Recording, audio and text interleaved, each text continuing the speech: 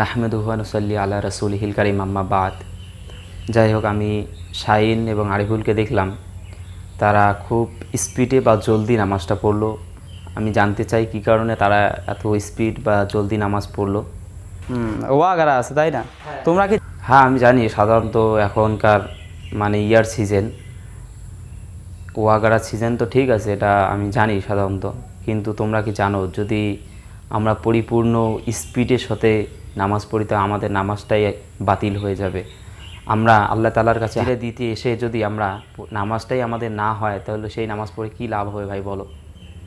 আমাদের নামাজটাকে পরিপূর্ণ ভালোভাবে পড়তে হবে। আমাদের রুকুগুলোকে বা সেজদাগুলোকে আস্তে আস্তে দিতে হবে। রুকু সেজদার মধ্যে যে তাসবিহগুলো আছে সেগুলো আমাদের পড়তে হবে। যেমন রুকুতে গেলে সুবহানা রব্বিয়াল আযীম এটা 3 বার বা 5 বার আমাদেরকে সঠিক স্পষ্টভাবে সহিভাবে পড়তে হবে। এবং সেজদায় গিয়ে সুবহানা রব্বিয়াল আ'লা এটা আমাদেরকে সঠিকভাবে এবং স্পষ্টভাবে পড়তে হবে। এখানে আমাদের অনেকটা সময় লাগে। তো তোমরা যেভাবে পড়েছো নামাজটা, সেই হিসাবে পড়াটা সঠিক হয়নি। কারণ কি, এইভাবে পড়লে নামাজ বাতিল হয়ে যাবে।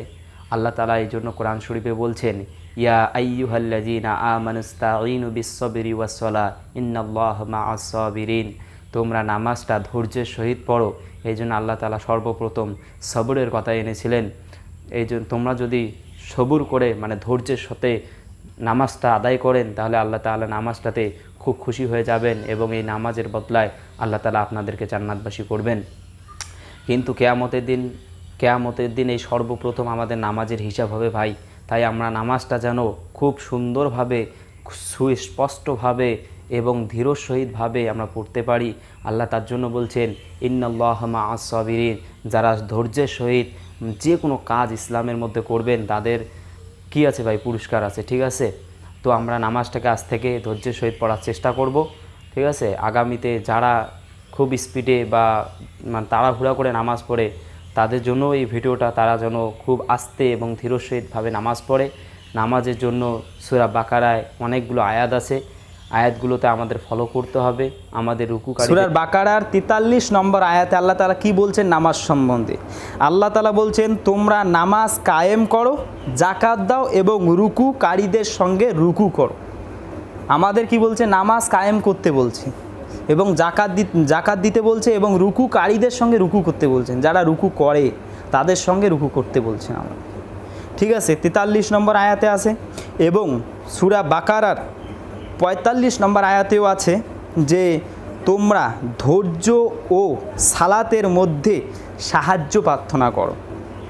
ঠিক আছে, আর তা আল্লাহু ভীরু ব্যক্তিবর্গ ছাড়া অন্য সকলের কাছে নিশ্চিতভাবে কঠিন।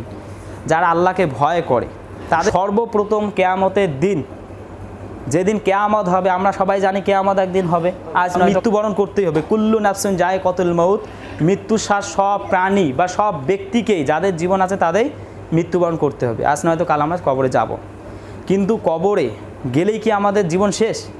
না, ওখানেও প্রশ্ন হবে, মান রব্বুকা অমা দীনুকা অমা নবিয়ুকা। তোমার রবকে, তোমার নবীকে, তোমার দিন কি ছিল? আমরা যদি সেই প্রশ্নের উত্তর দিতে পারি